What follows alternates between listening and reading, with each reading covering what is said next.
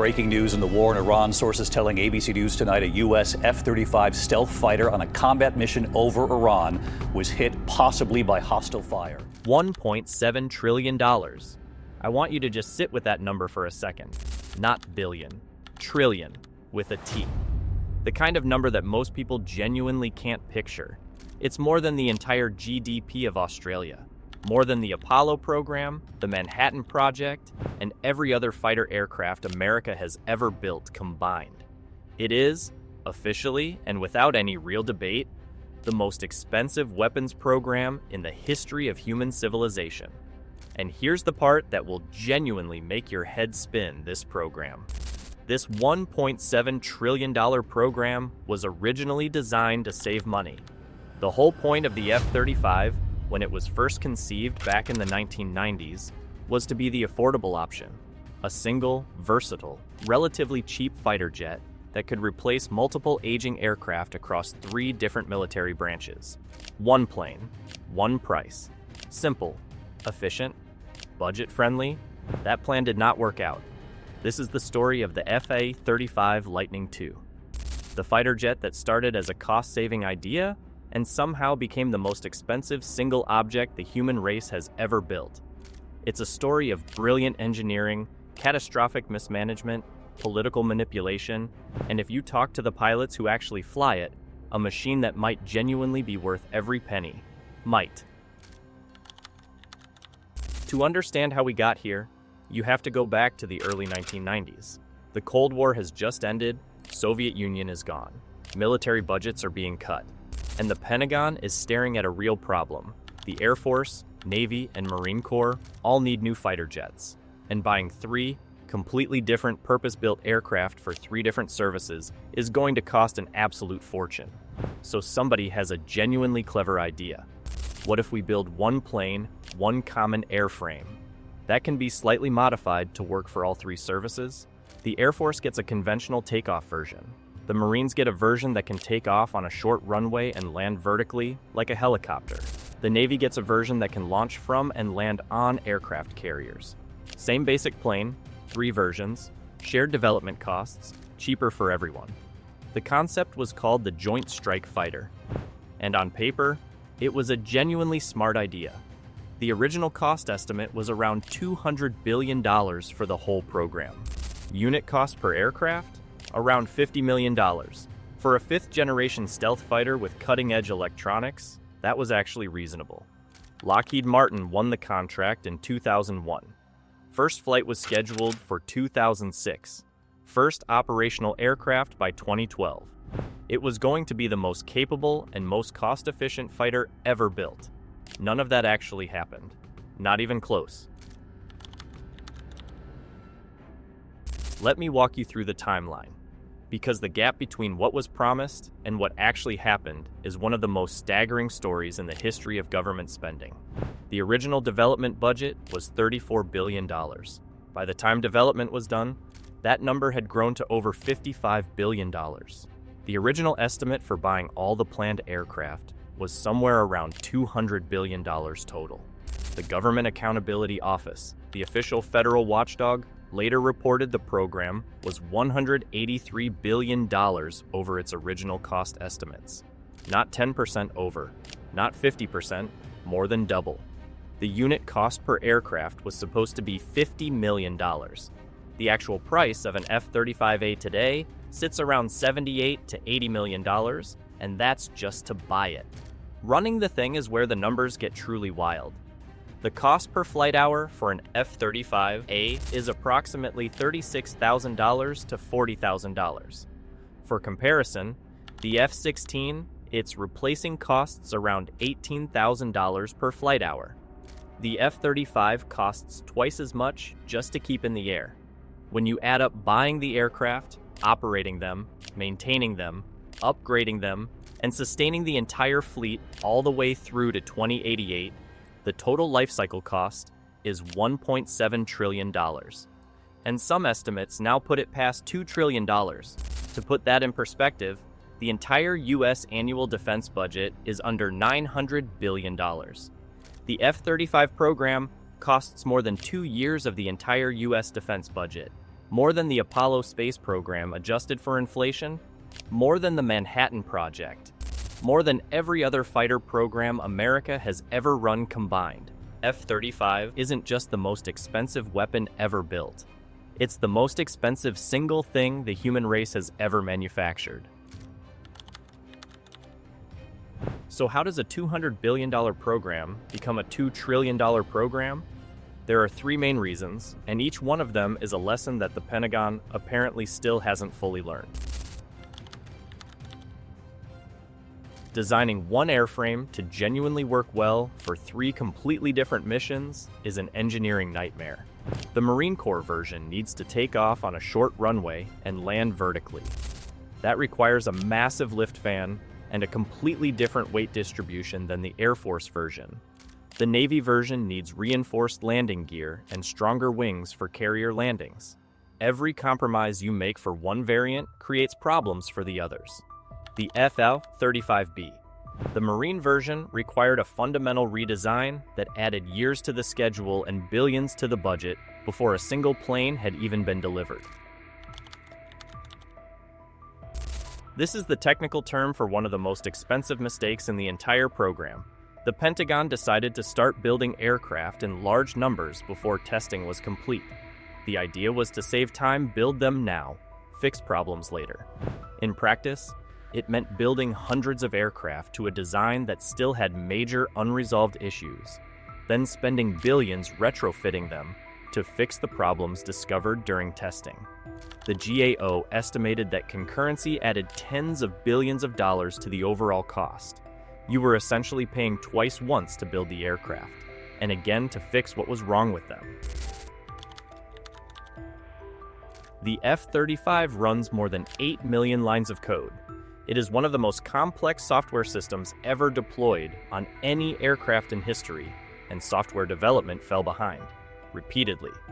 The most recent example, the Block 4 upgrade, which was supposed to add new weapons capabilities and better sensors, has run $6 billion over its own budget.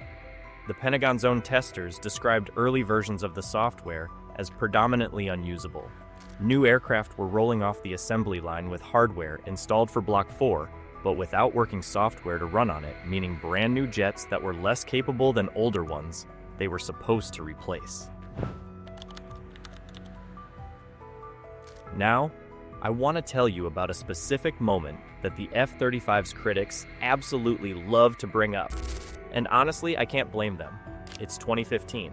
The F-35A is going through testing, and in a series of close-range dogfighting exercises, the F-35, the most advanced, most expensive fifth-generation stealth fighter in the world, gets outmaneuvered by an F-16, a fighter that first flew in 1974, a plane that was designed over 50 years ago. The test pilot wrote a report saying the F-35 was at a distinct disadvantage in visual range combat. The headlines wrote themselves, "The most expensive fighter in history loses a dogfight to its predecessor." Defense critics had a field day. Congress asked uncomfortable questions. Lockheed Martin had to do a lot of explaining. But here's what the F-35's defenders, including most of the pilots who actually fly it, will tell you. That test was almost completely irrelevant to how the F-35 is actually designed to fight. The F-35 was never built to win close-range turning dogfights. It was built to kill the enemy before the enemy even knows it's there. With its sensor fusion system and stealth design, an F-35 pilot can detect, track, and fire a missile at an enemy aircraft from 60 miles away before that aircraft has any idea an F-35 is in the same zip code. If you end up in a visual range dogfight in an F-35, something has gone seriously wrong with your mission planning. You don't need to outturn your opponent if you've already killed him from the other side of the horizon.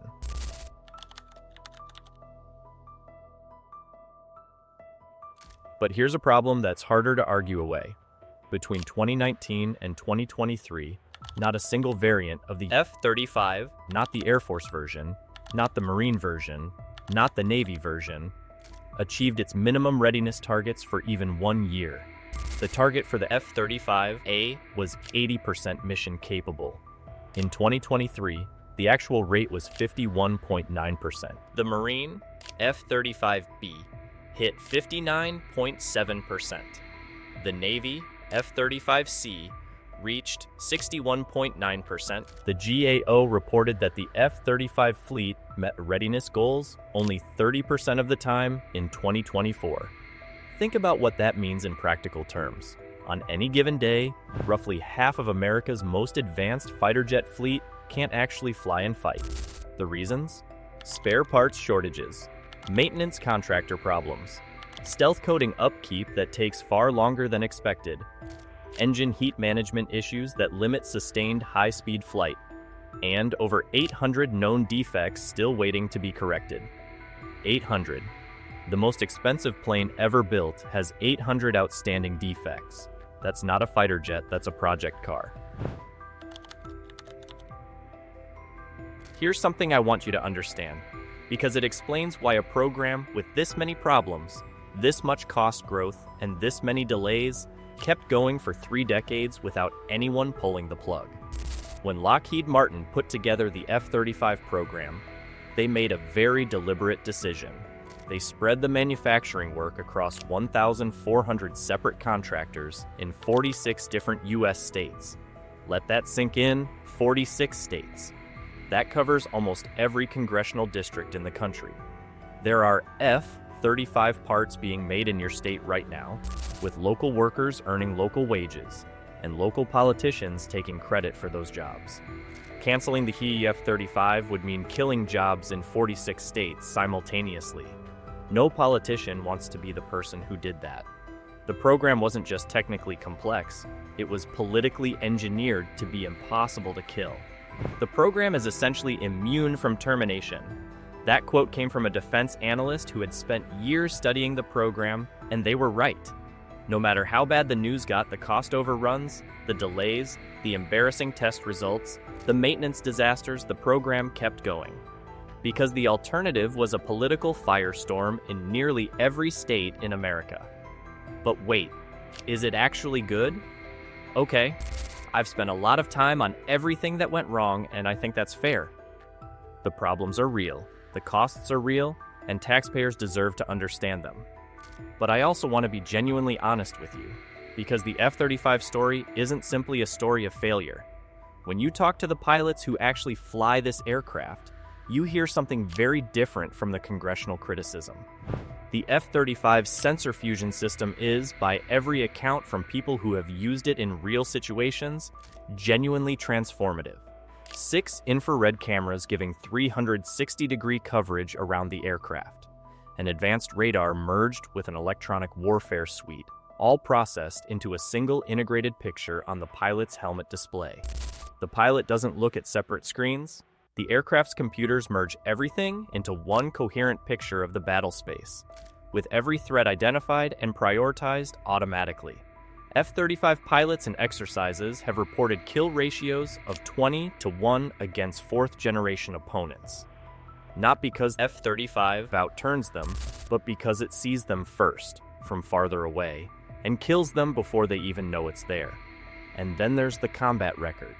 Israel's F-35I, their customized version called the Adir, became the first 5th-generation stealth fighter to fly real combat missions, penetrating Syrian and Lebanese air defense networks without being detected.